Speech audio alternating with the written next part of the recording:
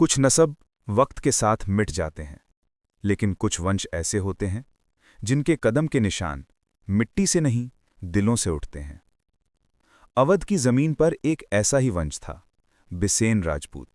वो लोग जिनका नाम एक दौर में इज्जत, ताकत और वफादारी का पैगाम था, मगर आज उनका जिक्र सिर्फ पुरानी दीवारों और धूल से ढकी पुरखों की तस्वीरों तक रह गया है। आखिर ऐसा क्या हुआ कि अवध का ये फख्र भूल जाने का निशान बन गया? क्या इस नस्ब के पीछे कोई छुपा राज था? ये दास्तान वही राज खोलने वाली है। ये है दास्ताने नस्ब, जहां हम खोलते हैं उन नस्बों की पर्दादारी जो सिर्फ नाम नहीं, एक मिसाल बन गए। तो तैयार हो जाइए एक ऐसी दास्तान सुनने के लिए जो अवध के इतिहास का सबसे भूला हुआ सफ़ा है। दास्तान शुरू होती है अवध के उन दिनों से जब राजपूताना के तलवारों से धरती लिखी जा रही थी।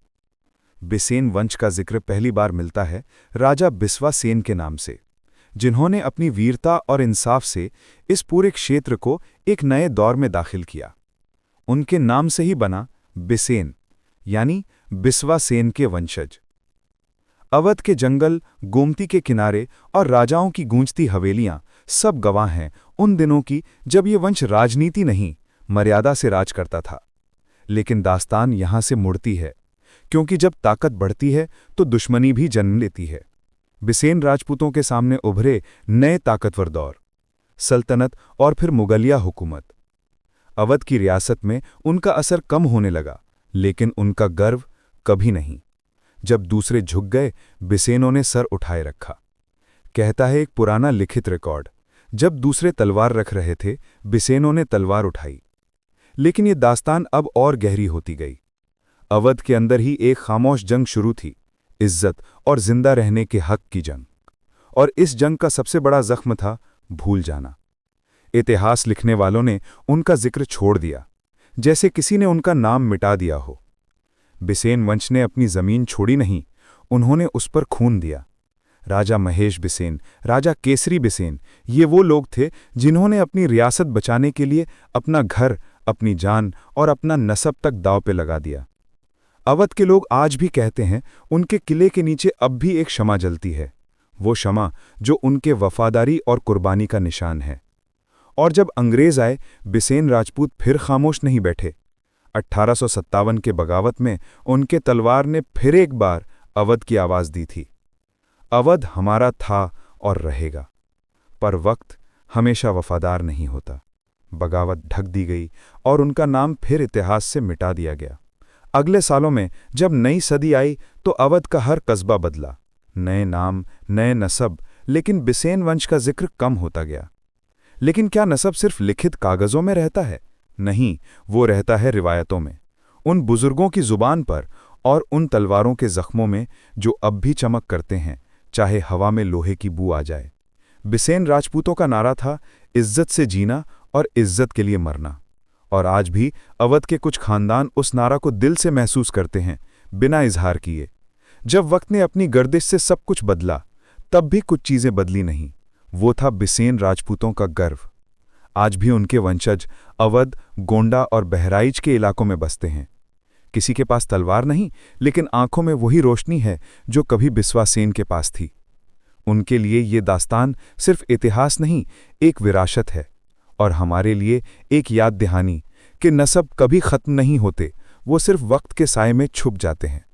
और जब कोई उन्हें पुकारता है, वो फिर से जिंदा हो जाते हैं। हर दास्तान का एक सुकून भरा लेकिन दर्दनाक मोड़ होता है।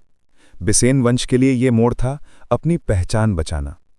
अवध के बाजारों में जब नए राजाओं के सिक्के चलने लगे, तब बिसेन वंश के लोगों ने अपनी पहचान तलवार से नहीं, इल्म और ज़मीर से बचाई।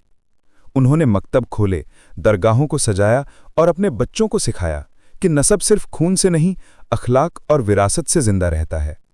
कहा जाता है कुछ लोग अपना नाम कदम से लिखते हैं और कुछ अपनी सोच से। बिसेन राजपूत दूसरे दौर के वो लोग थे। मगर दास्तान यहां खत्म नहीं होती, क्योंकि वक्त ने फिर से एक बार उन्हें पुकारा। जब 20वीं सेंचुरी के दौर में अवध के रियासती खानदान बिखर रहे थे, तब कुछ बिसेन वंशज फिर से उभर कर आए। किसी ने सियासत में अपनी जगह बनाई, किसी ने फौज में देश की इज्जत बचाई, लेकिन सबके दिल में एक ही जज्बा था, हम बिसेन हैं और हमारी विरासत अवध से जुड़ी है। ये उनकी खामोश ताकत थी। उन्होंने नाम नहीं मांगा, लेकिन वक्त ने उन्हें दोबारा इज्जत दी। आज भी कुछ पुराने किले और हवेलियां जब शाम को हवा में गूंजती हैं तो लगता है जैसे उन पुरखों की सांस अब भी उन दीवारों में है।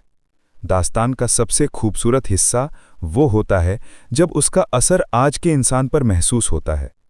बिसेन राजपूतों की दास्तान भी वैसी ही है। एक मिसाल कि किस तरह एक वंश हजारों साल के तूफान से गुजरते हुए अब भी अपनी इज्जत और पहचान संभाले हुए हैं। आज के दौर में उनके वंशज अवध के गांवों में, लखनऊ के शहरों में और भारत के कोने कोने में बसते हैं। किसी के पास तलवार नहीं, लेकिन दिल में वही रजपुताना रूह अब भी जिंदा है। उनके लिए ये दास्तान सिर्फ इतिहास नहीं, एक अमानत है जो हर नस्ल को याद दिलाती है कि इज्जत और वफादारी कभी पुरानी नहीं होती। और जब कोई बिसेन अपना नाम लेता है तो कहीं न कहीं अवध की मिट्टी फिर से मुस्कुरा उठती है। आज भी उनका नाम सिर्फ किताबों में नहीं, दिलों में लिखा है। उनके लिए वक्त रुकता नहीं, क्योंकि उनका गर्व सदा अमर है। ये थी बिसेन राजपूतों की दास्तान, अवध का भूला हुआ वंश। अगर आपको ये दास्तान पसंद आई हो तो दास्ताने नसब को ज़रूर सब्सक्राइब करें और तैयार हो जाइए अगले दौर की एक और रोचक दास्तान के लिए।